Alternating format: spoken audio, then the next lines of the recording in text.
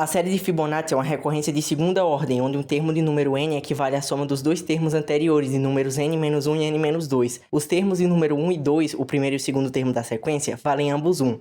Dessa forma, a sequência está descrita como uma relação de 3 termos, necessitando de 2 termos antecedentes a um terceiro termo para obter o valor do último, e não podemos simplesmente isolar o termo n nessa sequência com os métodos normais de produto ou soma telescópica.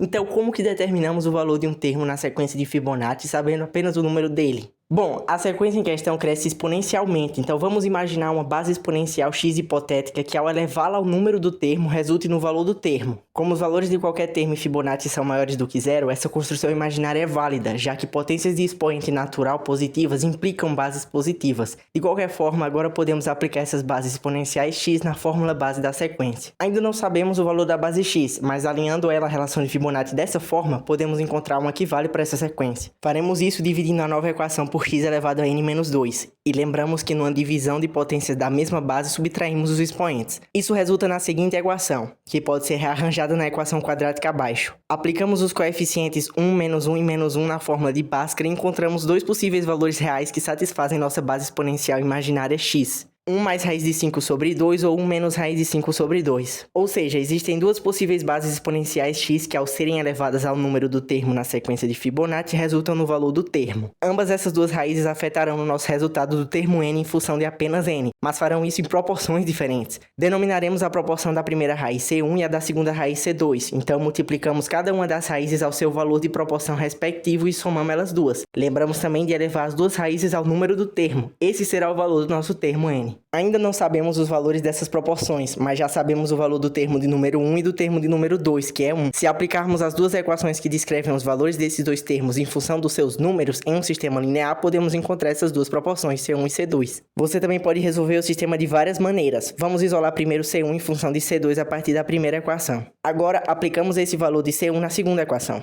Isolamos C2 e aplicamos o valor novo de C2 na primeira equação com C1 já isolado.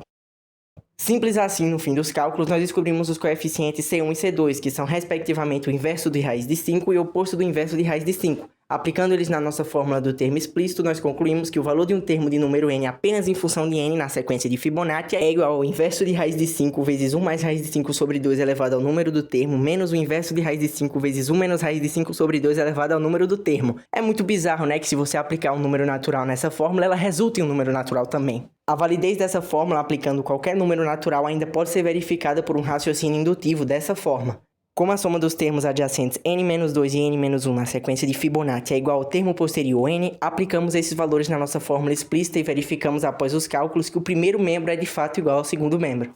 Muito obrigado por assistir, espero que esse vídeo ajude você de alguma forma e esse é só o primeiro de muitos vídeos da primeira playlist de recorrências nesse canal.